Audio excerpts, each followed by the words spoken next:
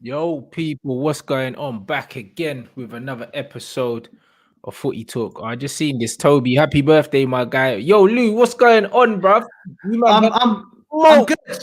So it's, yeah, should we not talk about that? Can we come back to that later, and then we'll just deal with it? We'll come back to that still. In fact, no, let's not come back to it at all. Nah, we have to. It's snowing outside. I've never noticed that. But what's snow? Is it like? Can you bring the water? Can we do that instead of talking about football? Because I got a B in geography at GCSE, so I can do that if we need to. You know, it's all right, bro. Fine. No, but I'm good, man. I'm good. You? I'm sweet, bro. Yeah, I mean, I'm sweet. Can't complain. You know them ones can't complain at all, bruv. Life is good. You get me? Up early, workout in, done my food shopping. I'm good for the day. You get me? So I'm good, bro. I'm good. I saw the snow as well when I was training. Not gonna lie, it was snowing outside. That didn't make no sense to me. It was sunny only a few days ago, but boy, I hate this country. I hate this country so much. It's mad, isn't it? It's a nightmare. It was 24 the other day. I was in the garden doing it was 24, blood. I was out in shorts and mate, I was doing attempting to do a barbecue. Turns out our barbecue doesn't work. And then Eddie was there and he was adamant that we needed to put lighter fluid on it. So I was kind of there a bit like, do you know what? Let's just avoid that. And I don't want to set my house on fire. The man say lighter fluid on a barbecue, blood. What were you trying to cook yourselves, blood? And that's what I said. I literally said when I'm at home, I use where I am now. Actually, I'm back in Kent. We use like the coals in the bags, and you literally just light those and you leave it. You wait for them to go. Great. I'm not the only one who does that, right? He's like, no, we need to get wood on it. We need to put lighter fluid. And it was like wood. What are you trying to make a bonfire, bro? You didn't need to do that, idea. Mate. You know Ed. He's the Irish fella. He's mental. But yeah, it's Yeah, them man they are attached, bro. What are you doing, man? Put wood on a barbecue. Yeah, no, my housemate came back and was like, "Why is there wood all over the floor in the garden?" And I just kind of said, "Long story. Don't worry about it. We'll leave it. We'll come back to it another time." Has Rants died again? The internet's gone again. Yeah, you're stuck with me again. Oh no. Oh dear. Let's go through some comments, shall we? Already. Happy birthday, Toby. Is it Toby? It was Toby, wasn't it? Okay, now that Rants has gone on, we're not talking about football. Welcome to the Rants and Bants Footy Talk show. It's actually all about the water cycle today. So I thought we'd go through all of this. Basically, the water cycle is what happens when you get, snow, water, evaporate.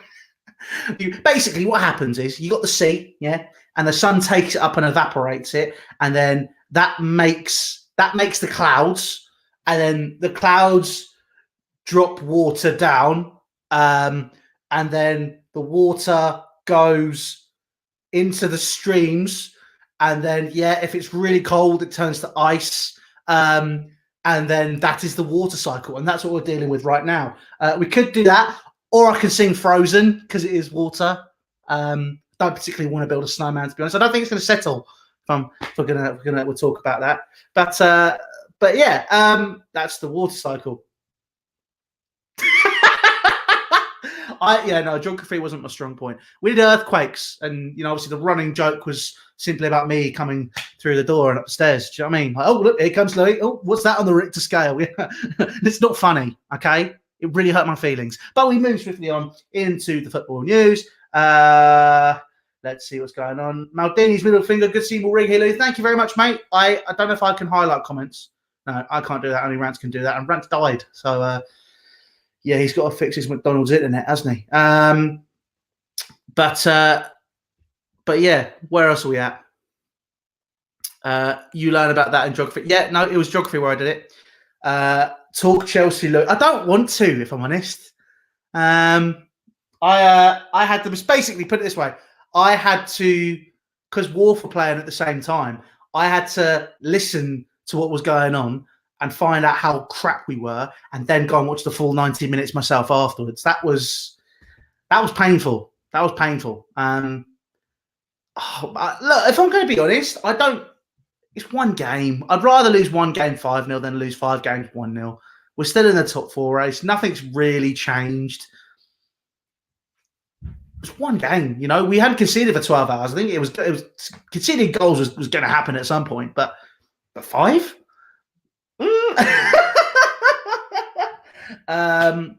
But no, yeah. Look, I think that overall the whole situation that it was a badly managed game. Thiago Silva, I don't think he should have got sent off. I think it was a really, really light challenge. If I'm honest, you know, it wasn't. Well, no, it was late, but it wasn't another booking. It was poor refereeing. But yeah, he doesn't like playing West Brom, does he? But look, I think overall, job done for them. I guess they're probably still in it, and we'll go from there. I watched the whole 90. Man, watched the whole 90 minutes of your team getting bent over, blood. Like, bruv, that's 90 minutes you ain't gonna get back, fam. I know. But it was good. It was an education because I can actually talk about it. Education. What did you learn, blood? Other than the fact that you man got bent over, fam. Not a lot. But this is it. And how do you go?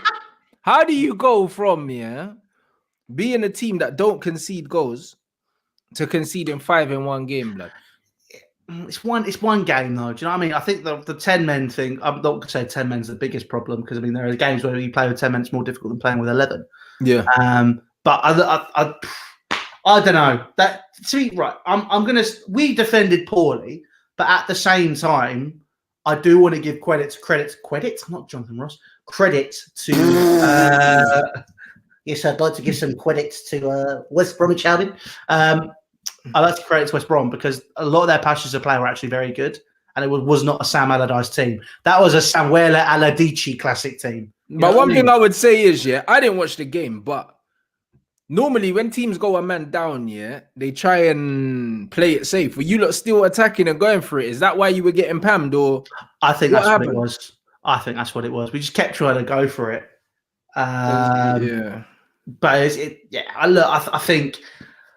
I think we were looking at it. It's West Brom. We'll be all right. There was opportunities in that game which we should have taken, and we didn't. We hit the post 2 or 3 times. At the end of the day, for me, I was there just looking at it, going, do you know what?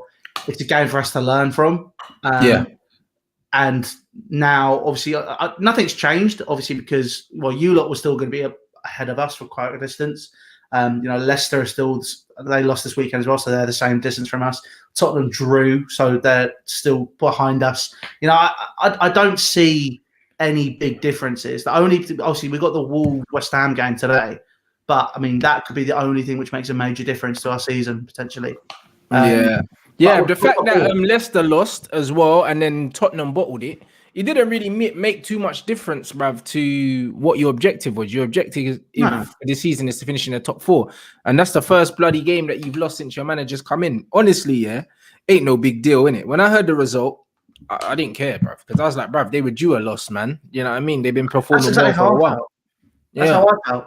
Well, I think the way we lost, I'm there going, oh my God, that is bad. But I'm still looking at it going, now we just got to bounce back from it. Apparently, there was also all the fights in the in training yesterday. Apparently, Rudiger got sent home from training. Yeah. So I don't know. We'll have to see what happens with it. To be honest, I just think that that we've just got to keep going now. I think if we the West Brom, Palace. I think our next few games. I think when me and my dad were talking, we're saying ideally we want to get 12 points out of it because obviously we got a really tough back end of the season. We got Palace, we got actually no, this has changed. We got Palace, Brighton, and West Ham in the league. West Ham's very difficult. Ideally 6 points from Palace and Brighton, but then in between that we've got Porto as our next game. We then got Palace, then got Porto again. We then got City in the semi-final of the FA Cup. Then we've got Brighton, then we've got West Ham. So it's not going to be easy. But we've got to pick up as many points behind. Then we've got Fulham on the 1st of May. So ideally in the league, if we can pick up 9 points, I think we'll be comfortable. Because then we obviously play City, Arsenal, Leicester, and our last game of the season is against Villa away. So it's not going to be easy, but we need to pick up as many points as possible to try and maintain that top 4 position now. I think it's not gone. I think based on how we've been playing, we should be okay. Yeah, I think it'll be all right. I Even think the way that Chelsea play, the one thing I would say is they look like they'll just brush themselves off and just go again in it, because I don't think that it's going to affect confidence. I think the way you play is so rigid and structured that you'll just get on with it, bruv. Do you know That's what I mean? it. Yeah. That's it. But the thing is, you see everybody. I don't understand it. Chelsea Twitter, I was reading it. Everyone was going into fucking meltdown. It's like, it's one game. Like, what is wrong with you lot? Like, it's, Literally. I just don't get it. I just don't get it. Chelsea Twitter, there's people losing their. I got people were upset. And I get there's some people which, you know, they did lose their heads about it, and I don't blame them. I think there's obviously, like we've said, it was West Brom. This is a game where you look at and realistically we should be beating them. But this is the Premier League this year, man. Like, anybody will beat anybody. It's mad. You lost to Sheffield United. You know what I mean? Like, it's exactly. At home as well. This is it. Exactly. We lost, I think, West Brom. I think that's the first time West Brom have beaten us at home in like 45 years or something mental like that. Yeah, it's so the year for it, bruv. Exactly. But it's like, you know, it's just people going for each other's necks and I hate Twitter, man. I just hate social media when we Chelsea lose. It's just so toxic. Bruv, trust me. What's the deal with what injury did Pulisic get? Because people are like, Pulisic injured again. Is there anything, like somebody left a comment saying, is there anything you could do about these kind of injuries? Unfortunately, there's not. It's just bad luck, bro. Unfortunate. It's genetic, and also it's just mainly down to luck, innit? You can get one bad injury in your career, that can literally lead to loads and loads of niggling injuries going forward, moving forward. There's nothing you can do about it, bro. Like, nothing at all. It's not about how well you look after yourself, all these other things, bro. Some players are just fortunate that they never get a serious injury in their whole career. And some players get one serious injury early doors and it kind of fucks them up going forward, bro. So that's it. I mean, Pulisic had that amazing restart last year, didn't he?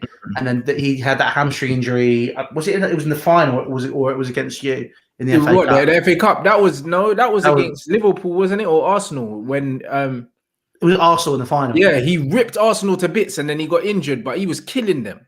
Exactly. But this is it. Like, he's had, I think it's the same hamstring as well. So he's been having consistent issues with the same leg. Like, it's bad. Like, this is the thing. Like, people are sort of going, "Oh, we've wasted money on him. There's this, there's that." It's like, it's an injury. Like, obviously he'd have passed his medical, but it's the scar tissue. It's obviously everything around it not repairing quite properly. But I don't think it's time to move on from him. Obviously, I've just seen the super chat. I don't think it's time to move on. I think, because, to be honest, we're not going to get the cash back for him. If the right offer came in and it was offered maybe as a make weight for a player, for example, sake of argument, I'm just going to pick a player out which is probably going to leave in the summer. Let's go Jadon Sancho. Not saying he'll come to Chelsea. This is just a prime example. Or even a Haaland, bruv. Or even a Haaland. Yeah, but you go, right, part exchange. Here you go, take this, that. That's maybe the only time I'd see it. But I think realistically for me, I still think Pulisic's a fantastic player. You look at the way he controls a game when he's fit and when he's playing. What he needs is to not be rushed back. He keeps getting rushed back. Like, there needs to be a guarantee that he is fully fit. Because every single time he comes back, it's like, "Oh, is he ready? Is he ready? Is he ready?" We're not too sure, but we'll test the waters. Don't test the waters. Wait till the guy's fully fit. Yeah, hamstring injuries need to be taken time with. You can't be rushing man back, because a hamstring is so key, when you're sprinting, and football is a game where you're sprinting a lot. Do you know what I'm saying? So you need the hamstring. So that's not really something that you can just keep rushing people back. Ryan Giggs early in his career was getting killed by hamstring injuries. Do you know what I'm saying? And then they kind of had to be careful with him. So whatever they're doing with him, training rise, if it is just a hamstring all the time, then the medical staff need to look at how they're treating him, how they're training him in rehab and everything like that. Because if it's the same injury, then you need to look at the medical staff, mate. Do you know what I'm saying? It's crazy, man, because there's something that they're not identifying, man, because like muscles heal back. It's not like a ligament injury or something. Like, if you roll your ankle or something like that and the ankle ligaments are weaker, there's nothing you could do about that. You can't strengthen them. You can strap it, but you can't strengthen it. But with a muscle tear, even though there's scar tissue there and that, muscles tend to heal back as good as they were. Do you know what I'm saying? So there shouldn't be the same recurrent hamstring injuries, bro. Like, that's a bit shit. I mean, for me, I think as a player, he's class. He's class. I've always rated Christian Pulisic. He's already a leader at such a young age as well. I believe he's captain of the US national team as well. Bro, And I it's not like just him a lot, bro. I think yeah. he's quality. But this is it. The thing is, like, it's because he is quality. He's not just a talismanic player where it's always a good player, so we'll give him the armband though. For the US, it's very much he's a leader. Like he takes up, he stands to play. You know, he's been in Borussia Dortmund. He was at Chelsea. You know, he's played at a high level of football for a very long time, and he's already. I feel for me personally, he's broken down the barriers of US players in English football. Because I'm not going to lie, even though Clint Dempsey was a baller, you know, there are players you're like, oh, is he yanking this football? Like, is it going to be right? Because for me, subconsciously, I've always had that, you know, US and football sort of scenario where I'm like, is the level going to be quite there? But they were shit though. Do you know what I mean? But they've improved. You know what I'm saying? Because Landon Donovan came over and he done all right at Everton as well.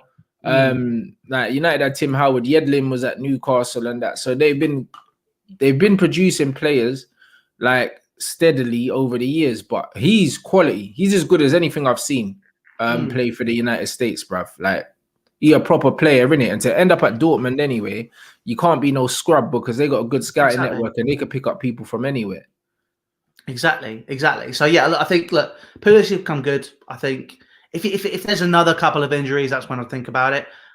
Potentially for me, I mean, obviously there's already been rumours of it. If there was any player on the right hand side that was probably going to leave, you're probably going to look at Hakim Ziyech. And it's not me saying I think he should leave. I think he's a baller. I think he's a great player. He looks like the only one that doesn't potentially fit into the plans of the manager. Exactly. And he's 27 years of age. He wants regular football with another World Cup coming up as well. You know, he'll probably always be in the squad for the Morocco because he's one of their best players. But still, he wants those regular minutes and wants to be playing football leading into those tournaments. Right now, he's either getting injured or he's just not quite hitting the ground running. But look, we'll have to see what happens with him. I think realistically, it's Chelsea got a lot of options. We've just got to sort ourselves out basically in how we handle them and how we deal with it. Yeah, fair play. Big up everyone inside. Smash up the like button. You man can throw in them MEN quotes now, bro. Rumors at the club, yeah, that David De Gea is bullying man's manager into playing him and that. Do you know what I'm saying? I knew that Oli was an absolute wet wipe, yeah, but some of the news coming out of the club today is embarrassing. Their man are saying, yeah, that Oli wanted to drop David De Gea, yeah, as early as the West Brom game in November, yeah. But apparently he informed De Gea, yeah, and De Gea was so pissed about it that Oli, his bum went and he restored him to the lineup, bro. So Oli's not even in control of the dressing room. Like, and bro, it's not even a surprise, bro. Like, you seen it, bro. I've seen Bruno telling him to make substitutions during the game. Like, the players have come out and said that he's more like one of the players than like a manager, and it's more of a friendship kind of relationship they have with him. For me, yeah, that's dangerous, bruv. Do you know what I'm saying? It's dangerous because the thing is, yeah, it shows he's not in control. There needs to be a barrier between manager and player at all times, bruv. As much as you can, the man management can be good and all of that, you shouldn't be friends with these guys, bro. Do you know what I'm saying? Like, there needs to be a clear distinction between who's the manager, and they shouldn't be able to influence your decisions. Like, at any level, bro. Like, there's no player playing for you that you can tell them they're not in the squad and they can get pissed off, and then you bring them back into the squad. Like, what is that? Well, no. If they're pissed off, they're not in the squad, then they need to give you a reason to get back into the squad. If their arse goes and they start kicking off on the sideline because they're not in the squad, I've got rid of players very recently because they behave like that. And I'm there just like, I don't need that shit. Like, you know, I think if I'm looking at what was it we were talking about? The only reason De Gea is still at the club is because the finances, because you guys fucked it. It's simple as that. It's the contract. You know, realistically, he would not still be there. He wouldn't. Like, if it was me as manager, I'd go, I don't care how much he costs to get rid of. He's not at the race anymore. If he behaves like that because he's been the number one for such a long time and he can't hold on to it anymore, that's his fucking problem. Ain't mine. No, Dean Henderson's a better keeper. The fact that didn't we try signing Dean Henderson off you in the summer? You know, you can see, mate, he's quality. He's all around. I think when you look at Henderson's age, when you look at potentially how good he can get, and the fact that we're bedding him in, yeah, you might as well bed him in for the rest of the season because let's face it, we ain't winning anything. The Premier League's gone, so you might as well bed in the new keeper for the new season. What's the point in playing David De Gea, yeah, now? Because we're not going to win shit. So we might as well just bed him in and get him used to playing in goal with this back line. But then at the same point, yeah, if I'm the manager and David De Gea expresses how unhappy he is that I've dropped him, yeah, from the lineup, he wouldn't be on the bench either. I'll just drop him from the squad. I don't give a shit. You know them, man. No. It depends on the conversation. I think if it like we weren't there, so we can't analyze the conversation. If it's in the way that it's being reported where he kicked off, then I completely agree with you. I'd say if he didn't kick off, then why would the manager put him back in the lineup? It doesn't make sense. And if he didn't kick off and the manager put him in the lineup, then he's just a fucking weak twit and he shouldn't be the Manchester United manager. It's even worse, bro. Do you know what I'm saying? If he behaved in a way that made Oli think, oh shit, I better start him, why would you start him? His attitude's already bad. Instead of thinking, you know what, I'm going to show you why I should be number one, you're fucking sulking, bruv. So if I put you in goal, you're probably going to be sulking anyway, drop a clanger, bruv, and lose me a game. Fuck all that. Do you know what I mean? That don't make no sense. At the end of the day, I still think De Gea is a better goalkeeper than Henderson right now, but I think that the gap isn't big enough for me to put up with David De Gea being on 375 grand, yeah? Do you know what I'm saying? I don't think he is better. I think if it was... Yeah, but even if they are on the same level, even if they are on the same level, yeah, I think they've got different strengths. And David De Gea has the bonus of having played at a higher level for longer, yeah, and having the better know-how, if anything. So even if technically as goalkeepers, they might be on the same level, on a mental level, yeah, David De Gea is more experienced in it. So that's where he's got the edge. And that's it. But bro, that like Dean Henderson's on 110 grand a week or something, and De Gea's on 370. Like, it's a no-brainer, bro. Like, how's man on nearly 3 times? Well, he is on 3 times more money than him, and he's not 3 times better than him. So, is he your highest paid player? Yeah. So get him out of the fucking club. But you might as well play Henderson in goal now till the end of the season, bro. Like, you might as well. There's no point letting your ass flap here and then letting De Gea come back in, bro. What's the point? No. Well, I mean, you're not really leaking goals at the minute. Oh, yeah. I mean, yesterday you dropped a clanger. I mean, that was I don't even know what happened yesterday with you lot. But if I think realistically, you're not conceding too many goals. You seem to have a relatively settled backline, which is as we've said in the past, is the core to any good side. I mean, it's not that bad. I think, you're not conceding a lot of goals. You seem solid. If that's the case, why change it? If the back line is strong, don't keep it that way. David De Gea, as a goalkeeper, should understand that, there's 3 people going for one position, and you can't play anywhere else.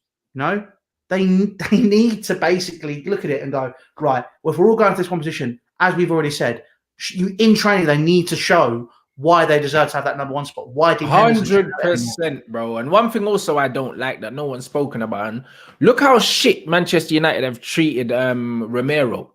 They've treated him so bad now that even if De Gea leaves, Romero would have still been a great number 2 for Henderson because he's better than Henderson, in my opinion. And it's one of them ones where now you've treated him so badly, that if De Gea does leave, then what? You need to sign 2 goalkeepers because Romero's out the door in the summer as well. Then you're just left with Lee Grant.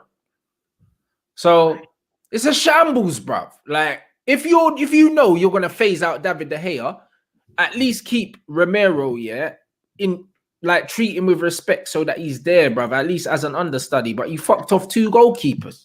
Has Romero decided where he's going yet in the summer? He's probably gonna go back to Argentina or something like that. More than likely. How old is he now? He's only like 30 or 31, I think. I think Marina Graviscar should get on the phone for Chelsea. Willa Caballero's on his way out, and so is Kepa. Hello. You see what I'm saying? Romero, yes, please. That's what I'm saying. He's been disrespected, bro. Do you know what I'm saying? And I just think that the club, it just shows, how badly run this football club is, because the whole point, like, one of the things for success is foresight, bro. If you know that you're looking to push De Gea out, look after the goalkeeper that you've got there, bro. Like, why would you do that? It's fucking dumb, bro. Should have set him out on loan and gone, look, we'll come back in the summer. Job done. Don't worry, you're back in the position you were in. It's fucking stupid, and we're getting linked with fucking what's his name, Ben White and that, bro. Like some joke thing, bro. We spoke about Ben White last week. I like Ben White. I think he's a good player. Yeah, he's all right for the team he's at. This is Manchester United. We ain't signing Ben Whites, bro. Yeah, but who are you signing? Who in that centre back spot? As we said last week, who are we looking at and going, oh yeah, they're world class, and they're going to want to come to Manchester United right now. Bro, but the thing is, yeah, if you've got a good system, as they've shown at Chelsea, you don't need a world class centre back. But one thing I do need is I need someone that complements Harry Maguire. And for me, yeah, what's the point in putting someone that's at the same level as Harry Maguire, bro? Like they're the same level centre back, bro. Like I don't see the point in that. They're the same level and they're similar. They're a similar kind of player as well. Yeah, I mean, I think you've got as much as you good with the ball. If we sign Ben White instead of Harry Maguire for 40 million, cool. But we've already spent 85 on Harry. So to spend fucking X amount on Ben White is some joke thing.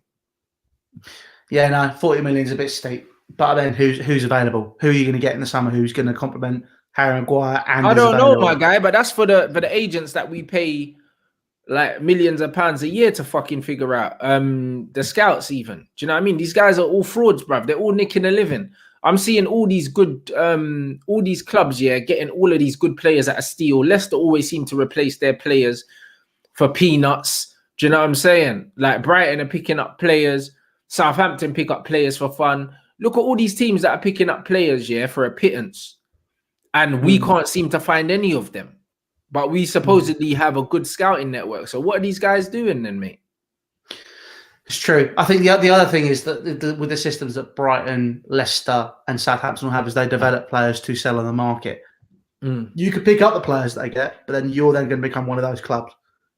But that's what I mean. You become one of those clubs, yeah, that they go to another team, yeah, they enhance their reputation, and then you buy them for double what you would have paid for them before. That's bullshit.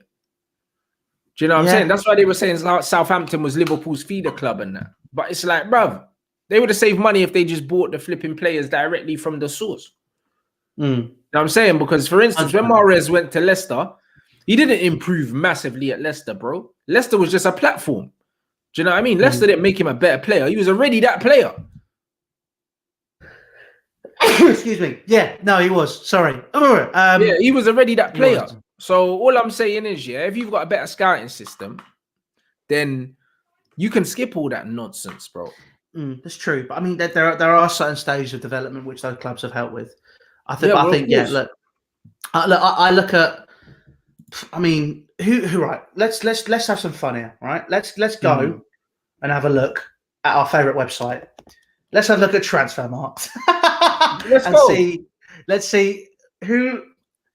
Right, transfers and rumors. This is what we want. Who is currently? I wonder if there are any half decent free agents. Okay, this isn't working. Come on. Where are the latest transfers? That's not what I want. I want the rumors. I hate this website now. All right, okay. You in, yeah? I'm in.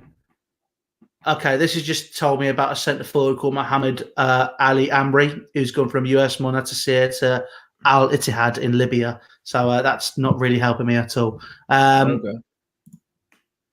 Realistically, in terms of the players that are of a certain standard, Manchester United need a brute. You got Maguire, who's half decent on the ball. He's more also a brute, but you do just need an arsehole next to him, right? Bruv, you just need someone with pace, bruv. You know them ones there. Pace, recovery pace is important. It's no centre backs with pace I can think of that are readily available. You got Konate, but he's going to Liverpool now. And again, how did United miss out on him? Sergio Ramos.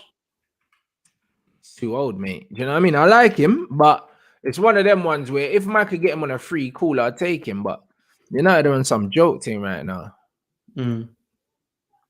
Alaba, someone just put in. That's a good shout. Yeah, but Alaba's going to Real Madrid, bro. It's not done yet, though. Oh, it's done, man. Like they're gonna pay him like he wants like 250 a week or something like that. United apparently don't want to pay that. You know what I mean? So People are putting Varane in the chat, but this is precisely what I mean. You need players that are going to be available. Like yeah, this ain't FIFA. This ain't FIFA. Unfortunately, I'd love to be able to sit here and say, "Oh, Chelsea can just go out and sign Varane. Like, that's easy. Get it done. Easy." It doesn't work like that. I think someone's put in that Kunde guy. That's is it Sevilla? yeah, but I don't Centre like back? him, bro. I don't like him. Do you not? Why I not? don't like Kunde, bro. Like he just reminds me of another Lindelof, yeah. Like just shorter. You know what I'm saying? And I've seen him get bullied, bro. Like I'm not a fan of this guy, bro. I'm not gonna lie. I think Jules Kunde, yeah, is massively overrated, fam. I'm not gonna lie. He's a 5'10" centre half, brother. And unless you're fucking Fabio, yeah, I don't want to hear it. You know them ones. He's no Cannavaro, mate. That's true. Okay, so realistically, your options are on the free agent list, or Inter Milan, considering that they're definitely going to be getting rid of players this summer. Yeah, but what the hell? Yeah, but Somehow also, I've just triggered what's Siri. going on with Skriniar? Well, Skriniar and De Vrij are probably going to leave. Well, Mate, they're broke. Inter Milan are broke. They're broke as man fuck. go cop that you then? Well, I don't think. I think they're good players, but Oh, man's better than Harry Maguire, bro. That's where listen, the bar's on the floor, Louis, bruv. So man don't have to. You know what I'm saying? Man don't need to go look for the next Lucio, blood. Like, man's better than Harry Maguire is literally that's the benchmark right now for me. Harry Maguire is an absolute scrub. I think. Well, then realistically, then just pick up anybody. Your answer then is Ben White. Well, back to where we started. Ben White's fucking shit, bro. You know the ones there. Ben White's fucking shit, bro. We're going back to the conversation we had last week. I think he's a young player who will continue to develop. He's not ready for a big move How old's Ben White? I think Ben White's like 21, 22. Is he really? Let me check. I did not know he was that young. If he's that young, then 23. Okay. Rants, okay. He was born 2 months before me. Bro, you know what? Yeah, that age, yeah, makes it more interesting, but it's still no from me. But yeah, ready for a big move. Nah, if we signed, yeah, Ben White instead of Harry Maguire, I would have been all for it. That's one thing I'd say. But because we've already got Harry Maguire, I feel like we see with centre-back partnerships are about just that. They're about partnerships. They're about balance. And I don't think his skill set particularly I wouldn't say that it brings the best out of a Harry Maguire. I don't know what the best of a Harry Maguire is because he's only good in the air at winning headers. Like Harry Maguire doesn't really excel at anything. He's meant to be a ball-playing centre-back, bruv, but I don't know if that's when he's got his hands in his shorts on the halfway line, bruv, because I ain't seen anything from Harry Maguire to suggest that he's a ball player. He did it at Leicester, didn't he? Like he was in the a middle free, of the blood. Well, there you go. There's your answer. I'm not playing a free at the back to accommodate that flipping. No, I know you're not, but Man United should do it because they've spent £85 million on him and they're not going to sell him. So if you're going to spend that money, try and get the best out of him. £85 million, yeah, on a brother to change the formation. You know, one's there. It's not like when you buy a midfielder and you might say, cool, I'm going to play, like, for instance, with Pogba, yeah, we should be playing 2-8s. We shouldn't be playing him in a double pivot.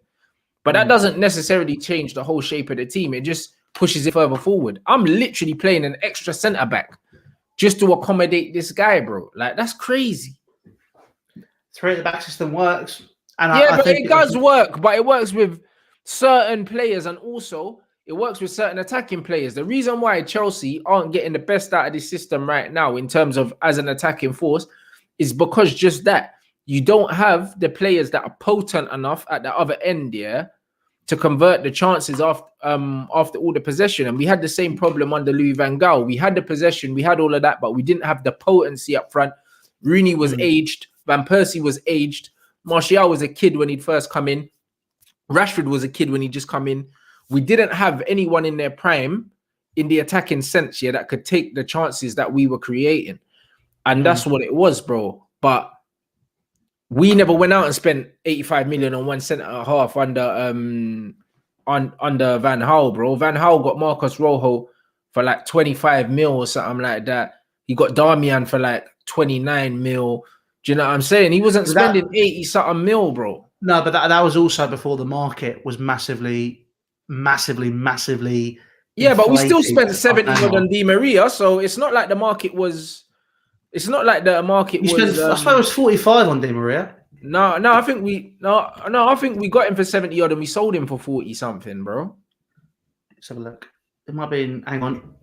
Then British record transfer fee of 59.7 million. Oh, 59. Yeah, so maybe it was that was the euros then, about 70 something million euros. Yeah, 75.6 million euros. That's yeah, okay, cool. Yeah, so we spent 75 million euros on him, yeah. So the market was it wasn't small, bro. Like 60 million pounds is small, no. That's what they City played for Mahrez more recently. So we spent a lot of money. Yeah, but I mean, but then in all those cases, they're all subjective. So I think obviously you picked up Di Maria after he performed well. He got to a World Cup final, man of the match performance of Real Madrid in the Champions League final the summer previously. Was a Galactico signing, so they were looking to get the money back there as well. You know, there are all those elements of you're signing a talismanic player. You know, it was that someone who people expected to be a key player in that Manchester United squad. So the money was going to be spent. The same was happening with Harry Maguire, but for a different reason. Harry Maguire, very good World Cup. Obviously, what was it, the previous summer? Absolutely superb for Leicester. No doubt about that. He was looking great for them. He's English, which is always going to put the price on it. And it's a Premier League rival. So there's always going to be stuff which adds additional fees to it. I think, 85 was a bit steep. I personally would have looked at that and gone, 85, you're taking the piss. I'll give you 60. That would have been my ceiling with Harry Maguire. Yeah.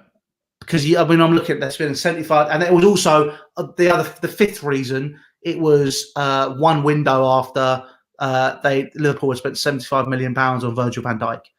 You know, so the market, again, was massively inflated purely from that situation there. So, look, I think that realistically, it was mad. You know, Virgil van Dijk, you knew what you were getting. Yeah. Harry Maguire, you didn't know what you were getting.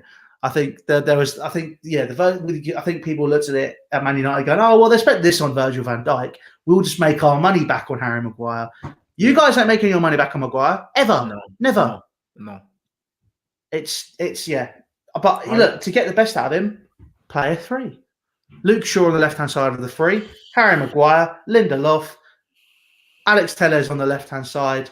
Right-hand side, I guess, would be who? Wan-Bissaka. As a wing, okay, Wan-Bissaka was wing back. Ignore me. I wouldn't. But again, another one season in the Premier League, at Crystal Palace, and you spend 45 million on him, going up to 50 million. We got absolutely shagged for that, bruv. Doesn't happen to Chelsea. I mean, actually, it does. To be fair, happened. Let's. I'll stop. Yeah. Look, I think end of the day, Manchester United have now got a hole that needs filling. But yeah, I've seen someone say £40 million for Koulibaly. Who's that according to? I'm intrigued because if that's the case, I'll have Koulibaly. Yeah, it would be because I think he's 31 now. I'd spend the money on Koulibaly. I'd spend that on him. Yeah, absolutely. 40 million's chump change in the modern game. Yeah, exactly. I'd take that. Yeah, but I think. Oh yeah, that'd be good. Let's imagine that back 3 now. Chelsea. You have Koulibaly, probably Christensen, and Aspilicueta. I love that. Sounds good to me. That's decent, bro. That's very decent, bro. What's this? Oh, just the shit. It's Tottenham, innit? Did you see it? Oh. I never seen it. You know? Did you see? I know you saw it, blood. I know you saw it, brother. Oh, mate. I was watching. I had expressions as the commentary as well because obviously Sky Sports is rubbish. Oh, mate. I don't get that Tottenham team. Oh, obviously, Newcastle went 1-0 up, and my hopes were, severely increased. I was looking at it going, are they going to win here? Can you imagine Newcastle winning? That's going to be mad. They'll come up and they beat Spurs. Then Harry Kane did a Harry Kane. Just dug everyone out of trouble, and then everyone's kind of put it back in trouble. And then what I find mad was the comments that like they're talking about here what Mourinho said. So they're in the press they're saying, normally, when it comes to when you get the lead, it's locked in. That's it. It's done now. And he goes, same coach, different players. Obviously, just alluding to a shit mentality. Like it's just Mourinho's done that here, man. He's done. He's done, bro, and that's what he does. It's never his fault. Like, it's never his fault. That's what I hate about him. It's never his fault. It's always the player's fault. But bruv, you brought in like 7 players in the summer. That's so. Do you know what I mean? The players didn't ask to come play for you. I'm sure you signed them, bro. This guy he's unbelievable. It's bad. They're still not playing the worst. Like when they talk, even though they're in a meltdown, they're still like very high up the form table. So they're not exactly doing terribly. But I mean, the Europa League was how they were going to get into the Champions League. Bottom line, and it's not happened. So yeah, I think it's Mourinho has turned into what he said Wenger was, and he's turned into a dinosaur. He didn't adapt. Dinosaur and a specialist, bro. You know them ones because it's looking like, bruv, if they don't get Champions League football, and I don't see them finishing above you guys, no. He's got to walk, bruv, surely. Because it's like, if you don't win the Europa League, because I know that's what he thought he was going to win. You could tell by the way he was managing the Europa, that he saw that as his way into Europe, innit? Like, he probably looked at the Premier League table and he thought, you know what? We ain't going to do this. We're not going to do this top 4 thing. Do you know what I'm saying? And the fact that they lost, I don't think he saw that coming, bro. Do you know what I mean? And I think that the last bit of, kind of confidence he had in the team and in himself, I think has gone now. I think he knows deep down he's finished and he's just finessing them for the money, bro. I'm not going to lie. Like, I don't think he genuinely believes that he's still the special one. I think he knows that he ain't got it no more because the thing is, I've never seen him so defensive about himself. Like the other day he came out and he was like, like my coaching team are like top 2 in the world and they're not number 2 and that. And then now he's coming out blaming the players. He's always trying to reassure us that it's not him in it. And I think that he's speaking to himself, blood. I will always love Jose Mourinho. I always will. What he did for Chelsea and what I saw growing up as a coach. So he's one of the reasons why when I was like 13, 14, he's one of the reasons I started coaching. So I was looking at him going, okay, well, I look at how he handles people, I look how he handles situations, and then I look at it now, and there's a sourness that's replaced that sparkle. It's not the same. He's just now just a grumpy old man, and I think Mourinho would be suited to international management now. I think international. But he's a tournament manager, and he has been for a while. That's why he's won the Champions Leagues. He's won because he's a tournament manager. He's good at kind of tweaking things in the moment. Mourinho's a spoiler, innit? So he's very good at kind of almost taking away the weapons of the opposition. That's what he prides himself on. Do you know what I mean? He's a spoiler. He doesn't really have his own expansive way of playing football. Like, he wins by taking the qualities away from the opposition. That's why he loves a man marking job. He loves all these other things. He loves the ugly side of football, the dark arts, innit? And that's good for tournament football. But over the course of a season, you can't do that to everyone. You know what I'm saying? And that's what it is, bro. So the whole siege mentality thing that he used to do, everyone hates us. You got to be bastards out here. You saw in the Tottenham documentaries like, oh, you man are too nice. You need to be bastards. And that whole us against the world, ugly football shit, bro, that's played out. These guys just want to go to work and have fun now, bruv. Do you know what I mean? It's 2021. That's it. That's the problem. But that therein is also an issue with modern football. There are nobody. There's people. There are lads my age and younger. Because I keep, when I say my age, I could say that a couple of years ago because I was 21. I'm 23 now. There are guys my age which are at the top of their game, started pushing it forward now. But there are lads who are 18, 19, 20 on hundreds of thousands of pounds a week, and they're not taught on how to manage it, and they're already mentally like, cool, we're there, done. I think he looks at, he said it, what was it, a few months ago, where he said, "Oh, Frank Lampard at 23 was a man. Yeah. He was a man who held his own. He, stood his ground, did whatever. And it was also how football players were raised almost. Like, for example, long term with Imperial Wharf, I'd love to have obviously our first team, then we have reserves, 18s, 16s, whatever. I'd want to look at older style football where you had those 18-year-olds who were on boot duty. And I'm Siri again, that makes no sense. You have those. Shut up, Siri. Go away. I'm making a serious point here. For fuck's sake. Anyway, you had those 18-year-olds that were on boot duty that learned those elements of respect. And I think that's been lost a bit in modern football. It's not anyone's fault. It's just how the game's evolved. But I feel like there does need to be an element where football's pulled back again a little bit. Because I think that very soon that bubble's going to burst and it's not going to be pretty.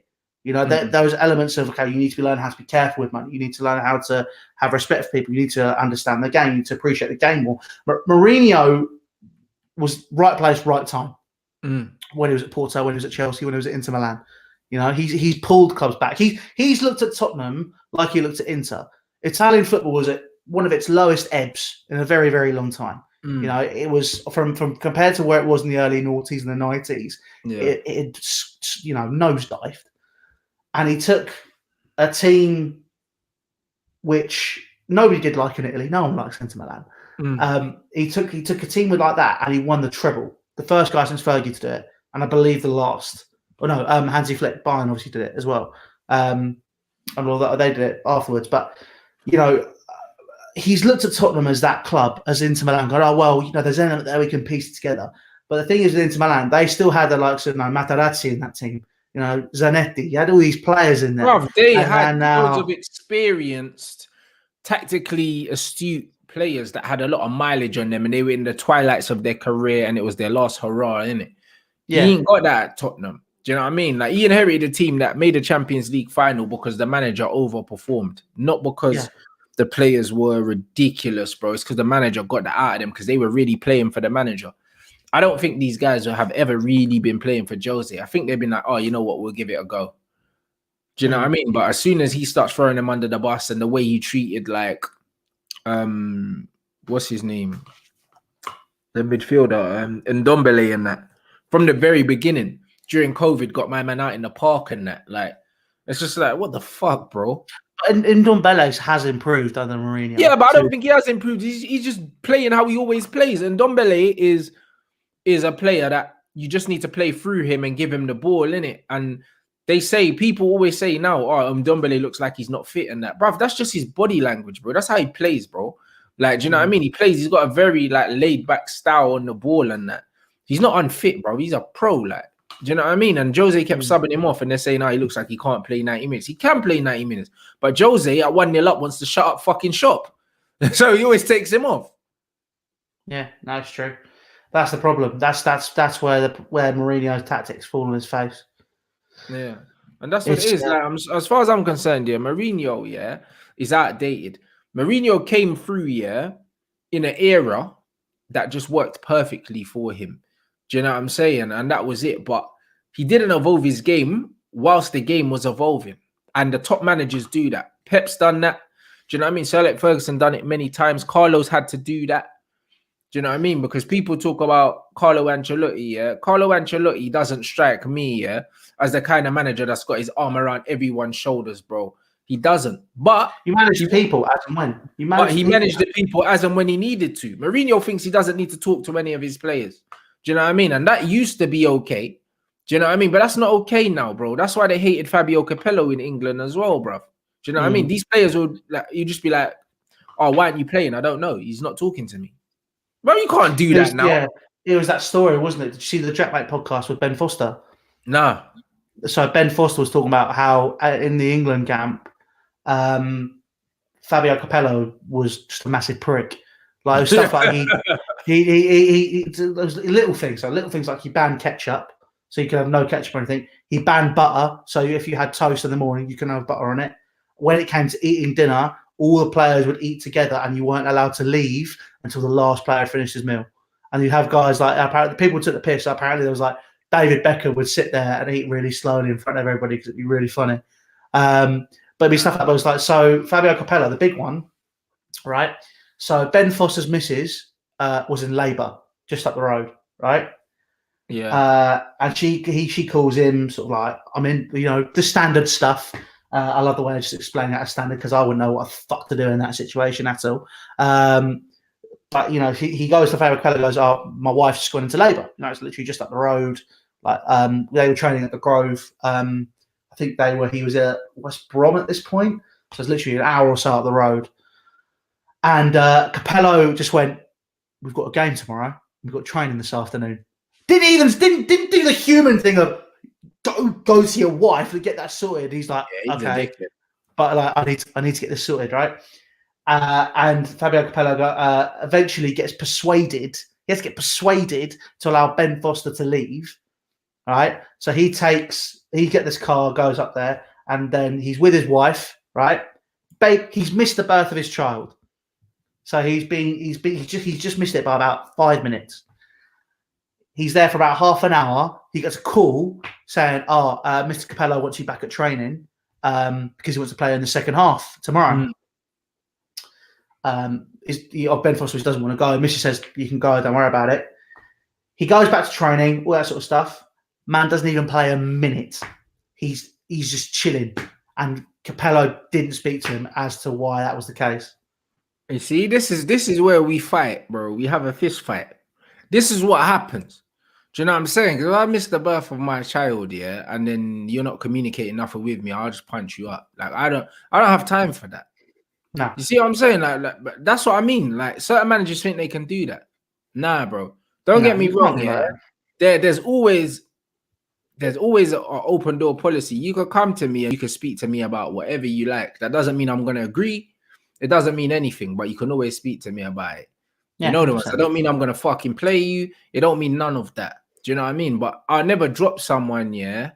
And then they can feel like they can't ask me why. Do you know what I'm saying? Obviously, I dropped you because I don't feel like I need you right now. But bro, if you want an explanation, I'll break it down to you. Why I didn't pick you, bro? Like some players need that. Some players need that, bro. Like not every player is motivated enough to be like, "Oh fuck, he's dropped me. I'm gonna work harder to prove him wrong." Well, work harder at what, bruv? Like if I don't know why you fucking dropped me. No, but even in that situation, is just like that's not let's talk about why you've been dropped. That's right. You've maybe missed the birth of my child. What the fuck? Explain. You can't explain that. That whole situation that's beyond football. That's why Ben Foster didn't play for England until Capello left. Yep, and then fucking Capello, yeah, he left because of the John Terry fucking incident where they I think they banned him or something like that because of the Anton Ferdinand thing, yeah, and he was like, rah. Like he wasn't happy with the thing, so he left and that. He's a fucking waste, man. And that's what I mean. Managers like that in this day and age could not survive, bro. Well, no, Capello's not managed since 2018, I don't think. Well, there you go. And don't get me wrong, I don't want fucking Solskjaers all over the place. However, there has to be a balance between man management and actually being a good coach, innit? And that's what it is in the modern game. Like the whole dictator thing, that can't run in the modern game. It can't. Like society's moved on from that, not just football. Do you know what I mean? In society, people are more vocal. We're less accepting of how things are just how they are. People ask more questions now. Do you know what I'm saying? And there's nothing wrong with that. In the old days, you just did what you were fucking told, bro. Yeah, no, there is nothing wrong with it, but there are elements of it where I think there are a lot of people have a sense of entitlement. I'm in the middle. Like yeah, I know what you mean in terms of the generational stuff. I hate my generation. I'm too old. I'm like at least 40 plus in here in some situations. Like it's like I look at it and I'm like, I look at some of the things that come out of my generation's mouth. How they fucking a lot of them are keyboard warriors. But then when you step to their face and you say, "Oh, talk to me now," it's like, "Oh, I'm really sorry, didn't mean it." It's like no, like people just nowadays, and it's not just that. It's the back, especially I found on YouTube, my age, backstabby culture. People just jumping on it because they want to be rich and famous. Nobody does stuff for the right reasons anymore. They want it straight away. At the end of the day, everybody, bruv, listen, everyone now Nobody wants to put the work in. Nobody cares about the journey. They just want the destination, innit? Like they see us doing what we're doing, and they're like, all right, how can I get to where Louis is? How can I get to where Rants is as soon as possible? I'm gonna DM him and say, yo, let me come on your show. How about you start your own channel and you graft like everyone else, and then the opportunities will come to you if and when you deserve them. That's how it works, bro. Now people just want to be given shit. Do you know what I'm saying? And that's just what it is. So I get that there is a sense of entitlement. Like players are a lot softer now, like as people, a lot more emotional and stuff like that. Do you know what I'm saying? But there's a way of dealing with people, bruv. If I know certain people are a lot more emotional and they need to be told certain things, I'll be honest with them and I'll tell them, you know what? I didn't pick you because this is why I didn't pick you. Like, bruv, sometimes you just got to say, you know what? Like I've said to players before, you're competing with X, Y, and Z. These men give me all of these things. You don't give me this. So if you can't give me this, I'm not going to play you ahead of them. So at least you know it's not personal.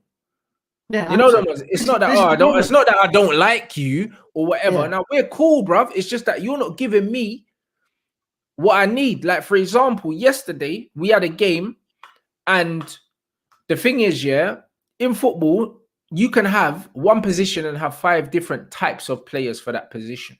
Yeah. I'm fortunate enough that in my squad, I have very different types of players for positions. So an example would be like, I've got some players in my team that they're just naturally just amazing athletes.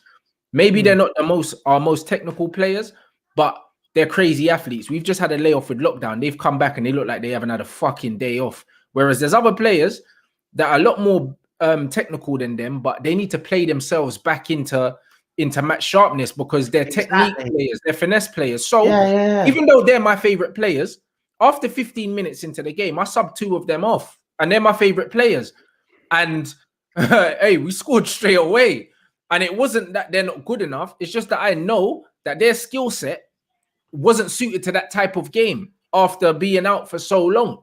Do you know what I'm saying? And what it is, sometimes I need to put on my pacey, more naturally athletic players, even though they're not as good technically on the ball. This was the game for them. When we're playing against a low block and teams are sitting back, this is where you guys go and you're the star players, isn't it? But this wasn't a game for you. And you need to be able to communicate that with your players. I told them when I took them off straight away on the side, I said, listen, it's a quick pace game. You lot, you know what I mean? This ain't the kind of game you thrive in. The game was bypassing you a bit. So I made the changes, bro. We won the game. Whoop-de-doo. Them man understood. Do you know what I'm saying? And after the game, I told them man already know they're 2 of my favorite players, but you man need to play your way into fitness. And unfortunately, we don't have loads of friendlies. So it means probably for the next 2 or 3 games, you probably won't start. Do you know what I mean? So make sure you get loads of extra game time in 5-a-sides and that outside to get your sharpness up. Because when you're sharp, you're one of the first names on the team sheet. But I can't, my players can't be carrying you right now, bro. And it's genetic. Some players need, like they said about Wayne Rooney, like he needs to play himself into fitness because he's naturally just heavier than everyone else. And that, do you know what I mean? He just needs to play 6, 7, 8 games to hit form. But then you get certain players that are injured and then they come back, like Daniel Sturridge used to do it. Every you be out injured for 6 months, come back, score a hat-trick the first game. And it's like, you look like you've never been away.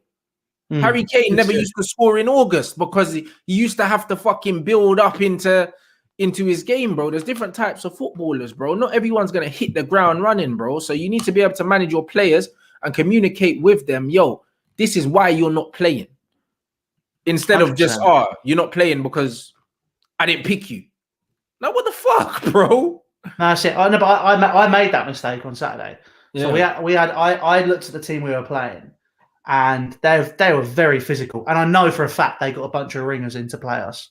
I quite like that feeling now. I didn't have that last year, but teams get players in to try and beat us, and I love it. And they still couldn't do it. But I played my centre forward, and I played the lump, and I go, oh, why have you played me? And I was like, do you know what? Like, it's having those conversations is so important. And I think that, you know, the thing, football nowadays, I think there's either you have the conversation, but people feel like there's it's very cloak and dagger about it, and there's not, even when you're completely straight with somebody, they still feel there's an ulterior motive. Just in general, just my generation are just mentally, we're fucked. We're fucked. I dread to think what planet Earth is going to be like in 20 years. Christ. Yeah, it's horrible. Like, I think they're definitely too protected, and they're not used to being told by their parents, that they can't have something. No, or exactly. or told by anyone that they can't have something. Everything's you can be whatever you want to be in life. You can't, bro. You can be whatever you're good at. You know what I mean? And even then, if you're good, it still helps to know someone. Because if you don't, what's the point in being good? That's it. There was this thing. I've got this quotes app which I like to use. It does help me with my motivation a little bit. But there's some stuff like, if you just graft, you'll get there eventually. I'm like, not strictly true. If we're going to be real, you're going to look at it. There's some people who are going to be like, you'll graft, but then you might get nowhere because you don't know anybody. If you know somebody and you apply that to your graft and network and you do stuff correctly, you will get somewhere. But it's like people, unfortunately, like they watch too much Jay Shetty and Wolf of Wall Street and all this sort of shit, rather than actually going. It's like when people, there are people my age that have set up millionaire mindset pages and they've achieved fuck all. And I'm there going, what are you doing? What are you doing? Like, achieve something, then come and talk to me. Come and talk to me once you've done it. Do you know what I mean? Like, everyone's got a fucking quote, but at the end of the day, unless you're one of the very, very small percentage of people that actually thrive, it helps to know someone, innit? It helps a lot, not a little, a lot. You know what I'm saying? You know what I'm saying? All these self-made millionaires, most of these self-made millionaires and billionaires that we see with all these quotes, their parents gave them their loan to start up their fucking business, mate. You know them ones. When you see all these guys and they'll be like, oh yeah, I'm a billionaire and that, I started from nothing but like 100 grand loan from my dad and that. It's Donald Trump. You know, like that, bruv. I read the book, when I was in Dubai during this lockdown. I read the book of the Nike owner, You said I should read that, didn't you? That's the not Slumdog, Shoe Dog, something like that. Shoe Dog, I can see it right there. Shoe Dog, Phil Knight. And bro, he started it all, with bruv, his dad. His dad gave him money to travel around the world, look at the factories and stuff to get to start making the shoes and stuff. Even though he had the ideas and stuff like that, he had to ask his dad for the money, bro. And his dad had peas. If his dad didn't have money, bro, Nike wouldn't exist, bruv. Do you see what I'm saying? So as much as it was a great idea, and he traveled the world and he studied all these different things and he done the advertising, he got athletes to wear it. Before all that, you had to ask dad for money. No, that's right. If dad don't got money, it's a wrap. Yeah, it's true. I mean, look, I'm from a very privileged background. I'm not going to sit here and say that that I came from nothing. I'm not like people who work really, really hard and literally have come from the ground up, council estates, worked their way to the very top. I've grown up very, very privileged, and I've been very fortunate to live the life I have. Been to amazing places, done amazing things. But look, I want to. I worked hard to get to where I did. What's what I'm doing. I'm not happy with it. Obviously, I got pretty much there, and then I came back down because I just wasn't happy. And I think for me, obviously, people's terminology to success is very different to others. For me, like, I want to just be happy. I just want to have people, be surrounded by people that I care about, I love, and I just live a good life. That's all I want to do. So, like, for me, it's like, look, I'm not going to sit here and say, I came from nothing, because I did have help. I did have help from my old man who's on. I'm sure he helped me out with little things I needed to do. Obviously you were there to help me. The people that helped me along the way. But it's like realistically, I think like that there are too many people which just like they do turn and say, I came from nothing. I did this, I did that. I'm not going to say I came from nothing. I worked hard. Don't get me wrong. But it's like the people who are just so fake, and just my generation with it's just all. It's Instagram is just it's so fake. Social media is so fake. If it wasn't for this, like for what we're doing now for work, not gonna lie, I'd have deleted Instagram and Twitter years ago. I wouldn't have it, bro. You know what I'm saying? I wouldn't have it. So I hear you. Like, that's why you see loads of these guys that are getting cancelled for old tweets. That would never happen to me. You know why? Because before I joined social media for work, I never had Twitter. Because I was living in the real world. You know them, man. So because of that, So because of that, there ain't no old tweets from when I was 15 years old because I was outside chasing a football, mate. You know them ones there. So when these men are getting old tweets pulled up, these men were engaged in that. I was too busy living life in front of me in the real fucking world, bro. And these guys were out doing all these stupid racist tweets and all these things, bro. Listen, I only use it for money, for work, for money, bro. If it's not making me money, what's the point, bro? Because it's a toxic place, bro. This thing, I mean, when people are like, oh, why don't people respond anymore? Like, why don't these big influencers or people respond to people and like, we help make you, I said, yeah, you did help us. But the problem is, for me personally, I'm very particular about who I talk to. I don't respond to anybody unless they've been engaged with my post for a little while. And even then, I have to literally go and look at their content. I have to go and look at what they're talking about. Because some stuff I see and I'm like, fuck. There's some people I followed like from a few years ago and they're going, fucking hell, why'd I follow you? Like, Jesus Christ, come up with some absolute shite.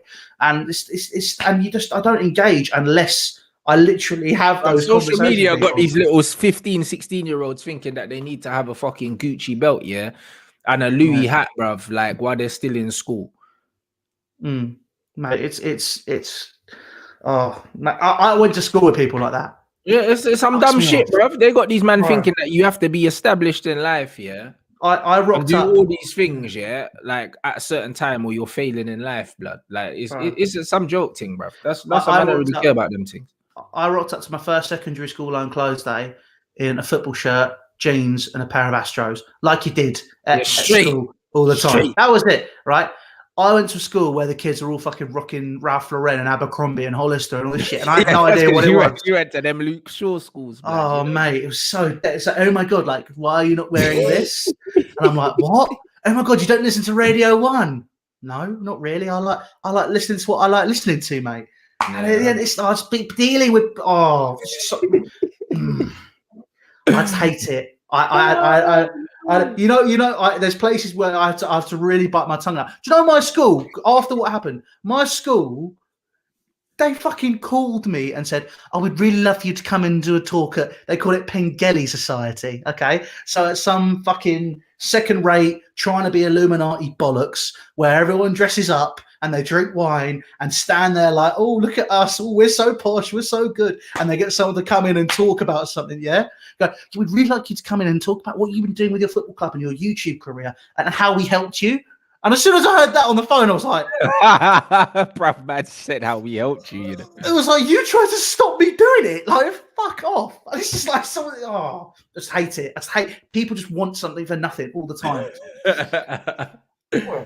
It's mad, and that's what I'm saying. So now people don't advertise the grind in it. They just show you everything else in it, and that's why I try and make a habit of showing people the ugly side of it. You know, them ones when we were traveling to football matches, and man, I used to post on Insta of me and the guys still at Old Trafford at midnight, bruv, after doing fan cams after 8 o'clock kickoff. Game finishes at 9:45. By the time you get out in the crowd, set up. 10:15 start doing fan cams. You might be doing fan cams to 11:30. Then you have to do the player rating just after midnight, and you're still outside and it's raining, bruv. Like that's the shit that people need to see, blood. Do you know what I'm saying? That's what they really need to see. They need to see that. People just see the uploads on the channel and they think, cool.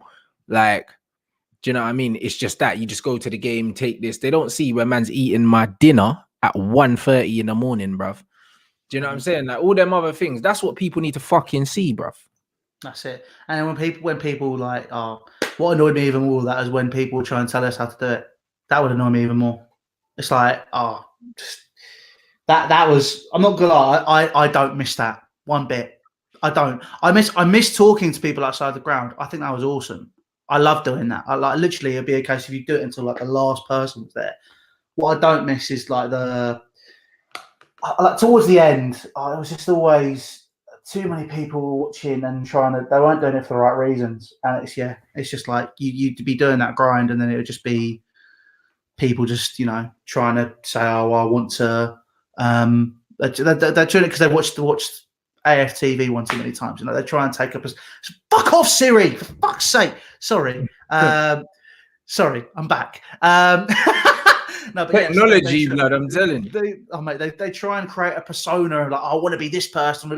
Just talk. Just if you like my honest advice would be if you want to make content, do what you want to make. Don't try and fit into a trend. Don't try to do what makes you happy. And then if it takes off, it takes off. And if it's good, it's good. People will cotton on. If it doesn't, it doesn't. You know. And Rants and I think it's fair to say, are the lucky, I'd say 1% of people who have made it work.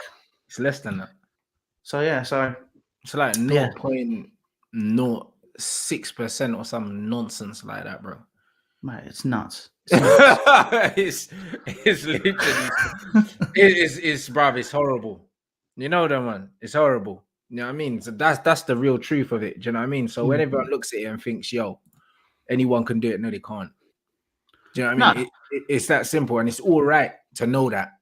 Yeah, you know the ones there. So I still remember calling my mate. He said he could do it, and I remember I got him to set up a channel and act like it was 100% chance. Had tons of subs, really tight on news all the time. He got an edit wrong, and I remember I personally called him at 3 o'clock in the morning, because that's what used to happen to me. I get called by people at 3 o'clock in the morning, say, yo, they said it's wrong, fix it. And he didn't last a week. Didn't last a week. It's hard. It's hard, but I love it. I love making content. I've taken a few days off because of Easter, and then obviously all the rest. Well, big thing. Rest in peace to Claude, because he was an absolute legend, an absolute genuine guy. Absolutely, and that's what I'm saying. Before our game, we done a 1 minute applause for him as well. Like no, that was a good touch. Do you know what I'm saying? Because fuck the minute silence, bro. Like Claude was a noisy fucker, bruv. Man ain't gonna do no minute silence for Claude, bruv. You know, like that. So it's one of them ones where, nah, man. Good vibes, man. Yeah, it's good. That's the thing. Good vibes. I like making content. I like making the videos I make, and then it'll grow and go from there. That's the plan, really. Exactly. 100. But yeah, be real. That's my advice. Be real. Anybody people will talk shit. No one can be you better than you, innit? Now, there's too many people out here trying to be like other people. Do you know what I'm saying? It's not sustainable, bruv. You'll get bored of it very quickly, innit? So that's it. Be yourself and be consistent, bruv. That's the best. That's the best advice you could give anyone trying to do anything like this or do anything in life, innit? Be yourself, bro. You'll be happiest that way, innit? Exactly. You know, that's all I can say. People will try and tear you down with bullshits and lies. That's how they work, because they're insecure about themselves. Exactly. You just gotta keep going. This has gone for football talk. Shit, this is gone real. Oh, it is what it is, bro. Man have to keep it real, bro. We have to keep it real at all times, bro. That's why man buy into the channel, blood. They buy into you as a person. You know them ones, and that's what it is, man. So you have to keep it 100. I keep it 100 with all my guys here, bro. They know what they're gonna get here. Do you know what I'm saying? They're not going to get that bandwagon bullshit. 100%. They're not going to get that. So, yo, big up everyone inside. As usual, you know what I mean? In the link, in the hyperlink in the title of the video, Louis' channel's there. Make sure you click there, subscribe. Do you know what I mean? Keep an eye on what he's got coming up. Thank you very much. You know, oh, shit, Yannick just scored. Come on, my brother. Come on. Love that. About time, bruv. Who's he playing for at the minute? Middlesbrough. You like a Middlesbrough? Yeah, bro. Love that. Love to see it, man. Yeah, big up you lot for that. Do you know what I'm saying? So yeah, big up everyone in here. Smash the like. Make sure you follow up Louis' channel. What else you got coming up, bro? Obviously, you got a game, haven't you? This Champions League. Yeah. So we got the Champions League. Going to be doing a preview for that. Good morning, Gazzetta. Obviously the Chelsea Echo podcast. My podcast come back with Benj as well. We're going to talk about. To be honest, with stuff like being around to talk about back at the end, just anything really. Yeah, just lots of different stuff coming. Obviously, Imperial Wharf back playing, so we're going to be uploading games on the Imperial Wharf channel as well. So lots of stuff to keep me busy. But yeah, that's stuff I'm going to be doing on my end.